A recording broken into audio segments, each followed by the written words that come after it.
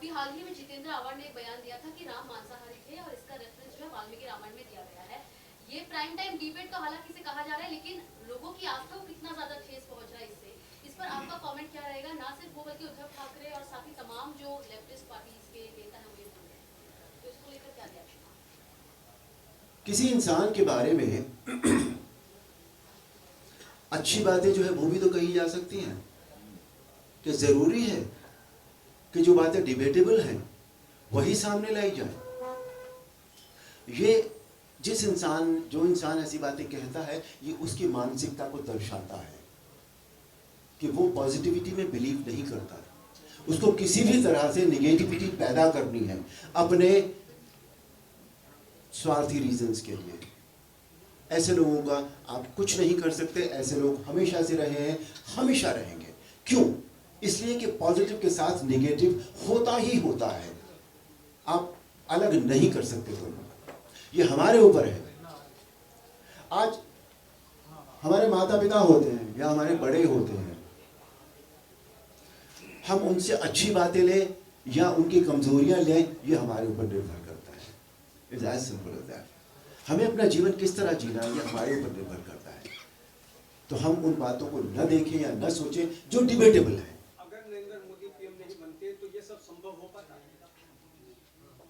देखिए, अब दो बातें हैं। अगर हम ये कहते हैं कि जो होना होता है वो होता ही है, तो ये होता। लेकिन ऐसा नहीं होता। न तो हम केवल भाग्य के भरोसे चल सकते हैं पूरी तरह, और न हम कर्म के भरोसे चल सकते हैं पूरी तरह। हमारा जीवन हमारे भाग्य और कर्म का कॉम्प्लीमेंट्री है, दोनों एक दूसरे के लिए पूरक है एक दूसरे के। जितना इंपॉर्टेंट हमारा भाग्य है, उतना ही इंपॉर्टेंट हमारा कर्म भी है। कर्म हमारा भाग्य बदल देता है और हमारा भाग्य हमारे कर्म बदल देता है। इसलिए इस डिबेट में हम न जाएं तो बेहतर होगा। अरुण जी, पवन भारद्वाज पीटीआई से। जैसा कि अभी श्याम जी ने भी बताया और हमने भी देखा, ये तीनों अंक वाकई हम सब के लिए बहुत पवित्र अंक बन गए हैं। बहुत ऐतिहासिक अंक हैं वो, और इनका हमारे जीवन में सदा बहुत एक ऊंचा स्थान रहेगा। इन तीन अंकों से जो हमें प्राप्त हुआ, यानी रामलला का मंदिर, वो मंदिर हमारे लिए सदा एक प्रेरणा स्रोत की तरह रहेगा। हम उससे श्री राम के जो मूल्य हैं, जीवन के मूल्य हैं, उनके आदर्श हैं, उनके विचार हैं, जो हमें हमेशा से प्रेरणा देते रहे हैं। और ये मंदिर उसी बात का साक्षी है, उसी बात का सबूत है। जहाँ तक ये फिल्म की बात है, क्योंकि ये सब्जेक्ट बहुत दिल के करीब है, श्री राम सबकी तरह मेरी भी आस्था के केंद्र है, तो फिल्म का सब्जेक्ट बहुत दिल के नजदीक होने के कारण इसे करने का, जब किसी चीज को करने का मन होता है, अंदर से मन होता है। एक होता है हम प्रोफेशनली कोई काम करते हैं, एक होता है कि नहीं, प्रोफेशनल के साथ साथ एक अंदर से काम करने का मन करता है कि नहीं यार, इससे हम जुड़े हैं, ये था हमारे मन का काम। तो वो इस फिल्म को करने से लगा। फिल्म का ट्रेलर मैं आपको सच बताऊं, मैंने भी पहली बार देखा है। इन्होंने दिखाया नहीं था आज तक, छुपा के रखा था बिल्कुल। बहुत अच्छा बना है ट्रेलर, और ट्रेलर ये बताता है कि पूरी फिल्म बहुत अच्छी बनी है, क्योंकि मेरी तरह हम सभी जो कलाकार हैं इस फिल्म के, सभी के मन के बहुत नज़दीक रहा है ये सब्जेक्ट, इसलिए बहुत अच्छा लगा। और आप सबका सहयोग अपेक्षित है इस काम के लिए। आज पूरा भारत, पूरा विश्व, जहाँ भी भारतीय हैं, जहाँ भी सनातन धर्म को मानने वाले व्यक्ति हैं, सबके बीच एक ही जय घोष है, जय श्री राम, जय श्री राम, जय श्री राम। आपका सहयोग अपेक्षित है, ताकि ये जय घोष केवल किसी एक दिशा में नहीं, बल्कि चारों दिशाओं में गूंजे। और जहां भारतीय नहीं है या सनातन धर्म के लोग नहीं रहते हैं, वहां तक भी इसकी प्रतिध्वनि जाए, उन्हें भी एक आवाज सुनाई दे ब्रह्मांड में, जय श्री राम, जय श्री राम, जय श्री राम।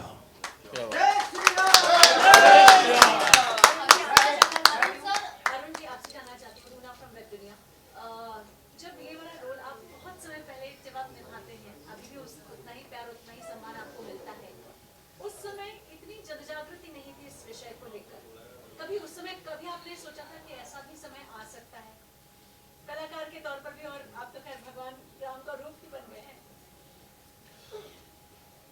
नहीं, ये जो आप इस बात को ठीक कह रही हैं कि ये जो एक जन जागृति हुई है, ये धीरे धीरे हुई है। कभी भी ऐसा नहीं था, कभी भी ऐसा नहीं था कि ये नहीं थी, और कभी भी ऐसा नहीं था कि ये इस तरह चरम पर थी, अपने उत्कर्ष पर थी।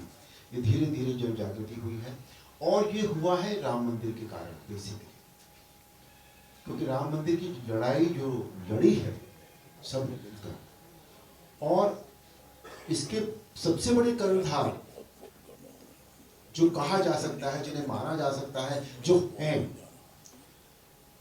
इस सारे श्रेय का जो, इस सारे बात का जो श्रेय है, वो हमारे पीएम श्री नरेंद्र मोदी को दिया जाना चाहिए।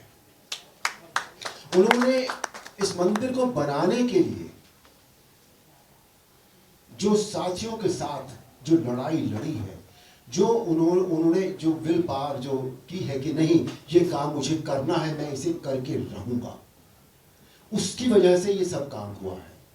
और धीरे धीरे जन जागृति होती चली गई।